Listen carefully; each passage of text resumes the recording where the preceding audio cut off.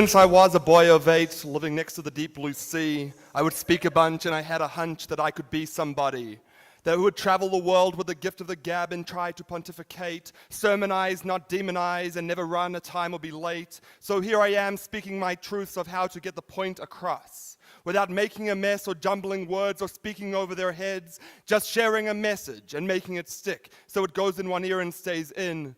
When you rise in a crowd, you're 2 cents, or you speak to a room full. Are you coming or going? Are you acting or knowing? What are you going to do? So I look through the books, such wonderful words from men and women alike. In history's page, let every stage be words that dance and delight. 7 years ago, our fathers brought forth a speech made famous by Abe, one so strong and resolute, yet only 278 words, his speech was complete. He made history indeed without missing a beat. Winston Churchill in his first speech said, "You ask what is our policy? I can say it is to wage war by sea, land, and air. With all our might and with all our strength that God can give us, he rallied an empire and he called for the fight to ensure that the world would be free."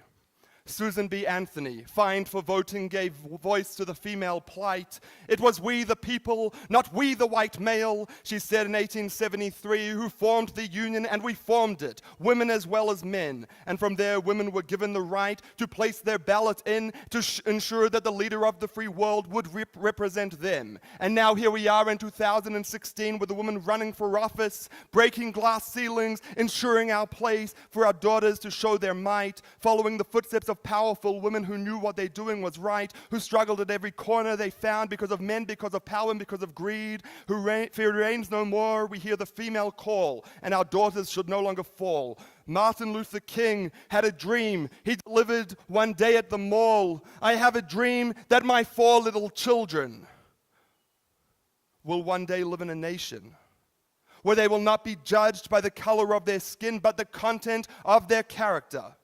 Powerful words that travel through time, allowing generations to hear the power of one who inspires a people to ensure that we are all clear.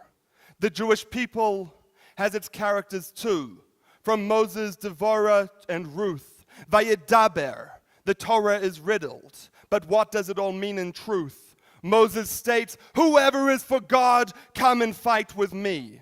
Whilst the prophetess Devorah sang, "Hear, O kings, give ear, O princes, it is I to the Lord I shall sing. I shall sing to the Lord." The open cities ceased, in Israel they ceased, until I, Devorah, arose. I arose as a mother in Israel. That is how the song goes. But it's not enough to spout out verses, whether in rhyme, time, or song. How do you combine the power of our modern day thinkers and the lessons learned of our texts? How do you merge Spinoza and Soloveitchik, or Maimonides and Kant? How can you preach from the top of the pulpit to a shul, school, class, or camp? How can you inspire and engage by the hour when you're not using text, Facebook, or tweet? What is the lingo of the kids young and old? Are you being political or controversial? Are you bringing in or pushing away? Are you embracing? Are you creating? What are you doing that day? Have you expressed a thesis? Are you running for praise? Are you standing up or beating down? Or are you trying to engage? Here are my 5 steps to your sermon or class. They are my 5 steps that I follow. Number 1, start off clear. Explain exactly what you will do. Give them their Seder, the order to guide them, and they will know where they are going. But keep on referring to the order, preferring, and they won't stray off too far. Number 2, it's just for you. Remember when to breathe.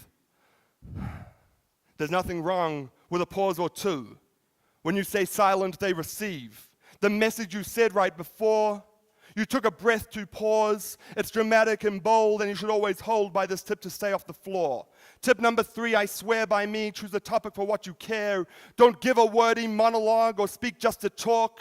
No one will like you. They'll all be asleep on Shabbat in your synagogue. Tip number 4, practice at home. If you want to surprise, close the door. My wife didn't know anything about this. A well-trained speech with an ear to the world will give you your success or much more. The power is yours, but you must be prepared to walk the talk that you speak.